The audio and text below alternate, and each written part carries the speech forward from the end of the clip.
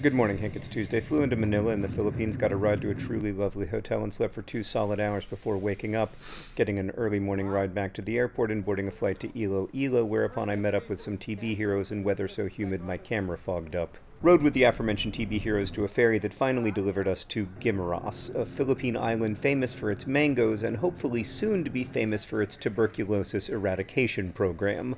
The Philippines has per capita the highest prevalence of TB in the world.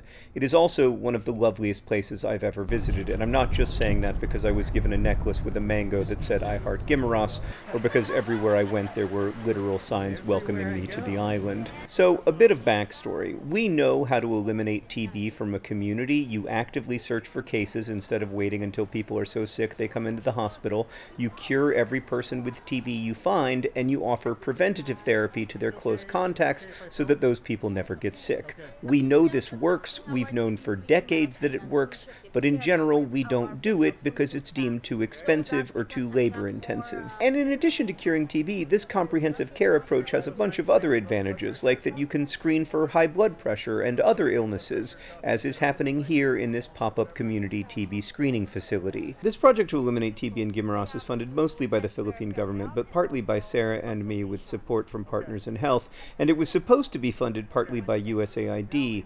They abandoned that commitment, of course, but PIH and Sarah and I all felt that if the Philippine government stayed committed, and they certainly have, we should too. So I was in Guimaras to see the progress, which is truly amazing. Just this month, about 5% of all people on the island have been screened for TB, leading to over 750 diagnoses and lots of preventative care. An ultra-portable X-ray machine can be brought out into the community for gatherings like this one, where people can be screened for free and then get AI-assisted results immediately with the AI highlighting points of concern in the lung. If there's a positive chest X-ray, a sample is collected for a gene expert test, and within a day, the person can know if they have TB. By the way, while there, I ate a truly extraordinary mango. Like, it was by a very wide margin the greatest mango of my life. I also met a lot of healthcare workers who are also readers of my books.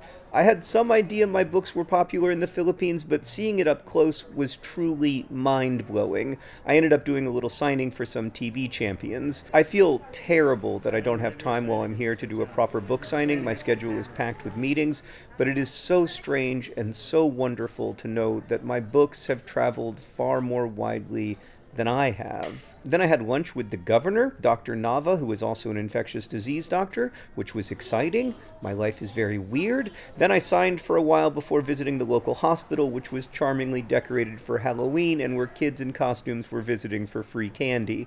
The hospital is well supplied and staffed. They have a new CT scanner, but there are still big gaps. The X-ray machines break and are expensive to repair. There are no UV lights to kill bacteria in crowded waiting rooms, and there aren't enough beds to serve a population of nearly 200,000 people. But they're building an expansion, and there's been a huge uptick in people being screened for TB at the hospital, which is critical because by some estimates, around 3% of all people living in Guimaras currently have active TB. And that's not because Guimaras is a special hotspot. It's because TB is rampant throughout much of the world, even though we know how to cure it. Hank, as I was leaving Guimaras, I was very grateful that I fell in hate with TB, and as a result have gotten to know so many hundreds of people working hard to solve a complicated problem. From the preventative therapy champions who work with families to the political leaders who sign off on plans, it really does take so many people to bring about lasting change. But I know lasting change is possible. I'm frustrated my government hasn't shown up in the way they promised to. But even so, I believe that Guimaras could be the first TB-free region of the Philippines. And if they prove it's possible in Guimaras, it's possible everywhere. We could live in a world where we aren't losing over 1 million people to this curable disease every year. And with the work in Guimaras providing a blueprint to the world, I might even live to see it. Hank, I'll see you on Friday.